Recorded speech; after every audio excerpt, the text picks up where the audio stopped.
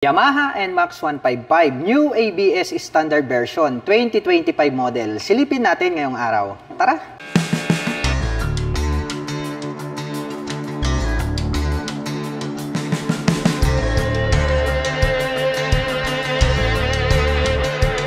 Yamaha NMAX 155 New ABS Standard Version 2025 model. Napakaastig po nito pong kanyang bagong body and design. Unahin po natin ito pong kanyang main headlight. Gumagamit po pala ito ng dual projector lights para po sa kanyang high beam and low beam. At very attractive yung dating nito pong kanyang daytime running light. Dahil kung ating tititigan, para po siyang mata ng robot. At located naman po rito sa bandang ibaba, ito pong kanyang mga LED na turn signals. At ang lapad po nito pong kanyang windshield na glossy black color. Mapunta naman po tayo rito sa kanyang side profile. Maangas din po talaga yung kanyang dating. Nagkaroon siya rito ng mga naka-emboss at may mga deep lines. At may makikita po tayo rito na Yamaha logo. Mapunta naman po tayo rito po sa kanyang front suspension. Ito po ay gumagamit ng traditional telescopic fork. Gray color naman po, ito pong kanyang front fender and then glossy black. At may nakalagay naman po rito na ABS decal. Dahil ito pong ating Yamaha NMAX 155 New ABS version ay naka-dual channel ABS. So ibig sabihin po magmula po rito sa harapan hanggang dun sa likuran ay meron na po siyang anti-lock braking system. Ang kagandahan naman po niyan ay napaka-safe ng preno na yan. Dahil nga po nakakapagbigay po ang ABS ng smooth na braking power. At ito po pala ay gumagamit ng single rotor disc brake with single pot caliper na black color. At ito pong kanyang cast wheel is black color din po siya na Y design. At ang sukat naman po ng kanyang gulong rito po sa harapan ay meron pong sukat na 110 by 70-13. At yan po ay naka-tubeless na. Mapunta naman po tayo rito sa bandang itaas. Silipin po natin ito pong kanyang meter panel display. Bago na rin po. Ito pong kanyang digital meter panel display. Nagkaroon po ito ng light indicator dito sa bandang itaas. At ang lalaki po nito pong kanyang mga light indicator para po sa kanyang turn signals. Nandito naman po sa bandang gitna yung kanyang digital meter panel display. At ito pong kanyang handlebar cover, combination po ito ng black at gray. At mayroon naman pong Yamaha logo dito po sa bandang gitna. At pagdating naman po rito sa kanyang mga button selectors, mayroon po itong menu button, may high beam and low beam, turn signal selector at ang kanyang horn. Habang dito naman po sa kabila, mayroon po itong auto stop start system, hazard button at ang kanyang electric starter. Itim po ang kulay nitong kanyang handle grip at black color naman po ang kanyang mga brake levers. Dahon type naman po ito pong kanyang stock na side mirrors. Mapunta naman po tayo rito po sa kanyang ignition. Ito po palang ating Yamaha NMAX ay equip po ito ng smart keyless system. Nandito po siya sa middle. Included na rin po pala rito yung kanyang fuel at yung kanyang set button.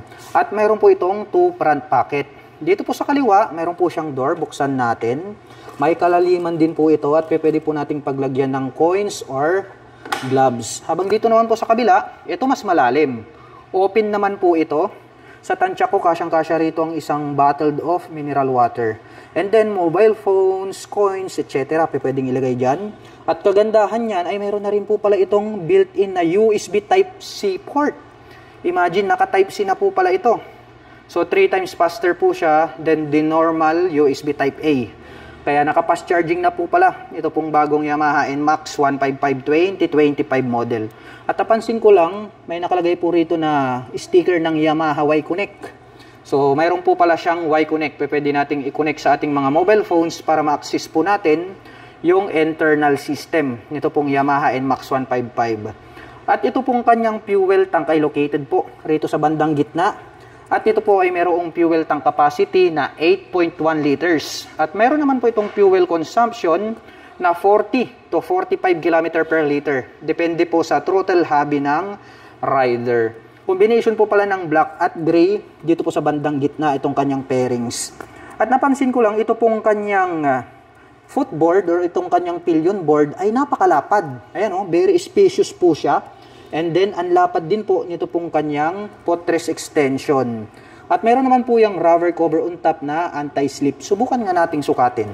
Dahil talagang napakalawak habang aking tinititigan. Ayan o, spacious po talaga siya. At pagdating naman po sa mga long rides driving situation, pag nangangalay na itong ating mga paa, Gamit na gamit itong kanyang footrest extension dahil pwede po nating i-stretch itong ating mga paa para iwas patig pagdating sa mga malalayong biyahe. At ito pong kanyang upuan, malapad po siya, maumbok dito sa bandang harapan at malambot. Kaya more comfortable itong sakyan. Black color naman po itong kanyang seat cover. Itim din po ang kulay nito pong kanyang integrated na grab bar. At ito po ay equipped with side stand engine cut-off switch. At chrome color naman po or alloy, ito pong kanyang pillion step para sa ating back rider. So not fadable po yan. At itim po ang kulay nito pong kanyang CVT cover. May naka-intact naman dyan na Yamaha. Mahaba po na black color, ito pong kanyang airbox cover. At dito po pala sa kanyang side profile, glossy black dito. And then may nakalagay naman po rito na NMAX na silver color na 3D emblem. Kaya more attractive sa ating mga paningin. At ito, ang maganda rito po sa kanilang Yamaha NMAX 155 New ABS Standard Version 2025 model. Dahil naka-dual sub-tank shock absorber na po pala. Ito pong kanyang rear suspension. Before kasi sa previous model is standard lang yung kanyang rear shock absorber. Ngayon naka-dual sub-tank na siya. And then ito pong kanyang canister is matte brown color. Black naman po ito pong kanyang coil spring. Silipin naman po natin ito pong kanyang taillight. Bago na rin po pala. Ito pong kanyang taillight. Ang ganda po pala ng pagkakadesenyo. Pahaba po ito pong kanyang brake light. At sa bandang itaas may Yamaha logo. At separated po pala rito sa bandang ibaba ito pong kanyang mga LED na turn signals. At ang Yamaha NMAX 155 ay meron po itong 770mm na seat height. Ngayon naman ay susubukan nating sakyan para maipakita ko naman sa inyo kung gaano nga ba kataas itong bagong Yamaha NMAX 155. Ganun pa rin, napakababa nito. Talagang friendly yung kanyang seat height dahil talagang ginawa ito para sa mga Pilipino na hindi naman masyadong katangkaran. At ang nagustuhan ko rito, ito pong kanyang riding position dahil naka-upright ito. Kaya kahit saan kayo magpunta ay talagang hindi kayo mangangalay. At para naman po sa mga magtatanong, ang aking height is just around 5'6". Kitang-kita nyo naman, lapat na lapat yung aking paa into the ground. At sa tansya ko naman ay kayang-kayang i-maneuver ito ng mga kababayan natin na 5'2" and above. At ito pong kanyang rear fender, ang kanyang nagsisilbing plate holder. May plate light po siya rito. At may added light reflector dito sa ibaba. At mayroon pa po yan dito sa magkabila. Bilog naman po yan. Silipin naman po natin itong kanyang rear braking system. Ito po ay equipped with single rotor disc brake with single pot caliper na black color. At of course, meron po yung anti-lock braking system. At ito pong kanyang gulong rito po sa likuran, ang lapad.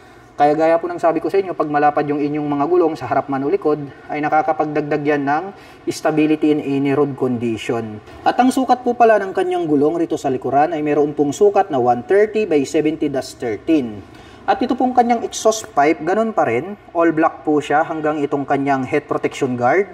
At mayroon naman po itong single exhaust. At ito po ay equipped with liquid cooling system pagdating po rito sa kanyang cooling system. So naka-liquid cooled po siya. Kaya maaasahan natin na lahat po ng mga scooter na naka-liquid cooled ay naka-design po talaga sila pang long rides. Kaya kung mahilig kayong mag-adventure, magpunta sa mga malalayong lugar, highly recommended. Ito pong kanilang Yamaha NMAX 155. New ABS Standard Version 2025 model. At talagang napakaangas nitong kanyang bagong body and design. Very attractive po. Ito pong kanyang headlight design. And then yung kanyang panibagong meter panel display. At naka-dual sub-tank shock absorber pa po ito. Bukod dyan, pagdating naman po sa safety features, naka-dual channel ABS. At the same time, mayroon pa po yung traction control system. O, di ba? Ang lupit. At pag-usapan naman po natin ang kanyang engine specifications. Ang Yamaha NMAX ay meron po itong 155 cubic centimeter engine displacement. Naka single cylinder, single overhead cam, 4-stroke with 4 valve. At nakakapag-provide po ito ng maximum power na 11.3 kW at 8,000 RPM. Habang nakakapagbigay naman po ito ng maximum torque na 14.2 Nm at 6,500 RPM. At ang presyo po ng Yamaha NMAX 155 New ABS Standard Version 2025 model ay nagkakahalaga po ito ng 155,900 pesos. At kung gusto mo naman pong kumuha ng hulugan ay kailangan mo pong mag-down payment ng 24,800 pesos. At mayroon naman po itong 7,244 pesos sa loob po yan ng 3 taon.